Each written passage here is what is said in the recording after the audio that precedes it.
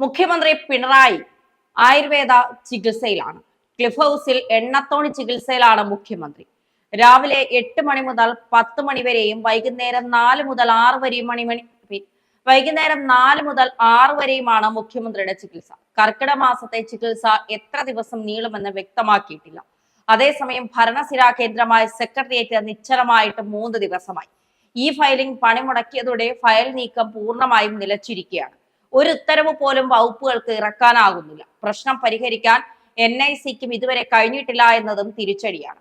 ചൊവ്വാഴ്ച രാവിലെ മുതൽ ഈ ഓഫീസ് പൂർണ്ണമായും പണിമുടക്കിയിരിക്കുകയാണ്. സാങ്കേതിക തകരാർ കാരണം 1 മാസമായി മന്ദഗതിയിലായിരുന്നു ഫയൽ നീക്കമാണ് ഇപ്പോൾ പൂർണ്ണമായും നിലച്ചിരിക്കുന്നത്.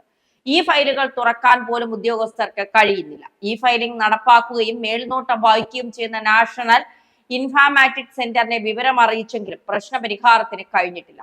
ഡൽഹിയിൽ നിന്നും NIC വിദഗ്ധരെത്തിയാൽ മാത്രമേ പ്രശ്നം പരിഹരിക്കാനാവൂ എന്നാണ് ഇപ്പോൾ IT വകുപ്പ് പറയുന്നത്. 2 ദിവസമായി പഞ്ച് ചെയ്തു കഴിഞ്ഞാൽ ഉദ്യോഗസ്ഥർക്ക് ഇപ്പോൾ പണിയില്ല. സെക്രട്ടേറിയറ്റ് സ്റ്റാഫ് സഹകരണ സംഘത്തിന്റെ തിരഞ്ഞെടുപ്പ് ശനിയാഴ്ചയാണ്. ഫയൽ നീക്കം നിലച്ചതിനാൽ സംഘടനാ പ്രവർത്തകരായ ഉദ്യോഗസ്ഥരെല്ലാം വകുപ്പുകൾ കയറിയിറങ്ങി വോട്ട് പിടിക്കുന്ന തിരക്കിലാണ്.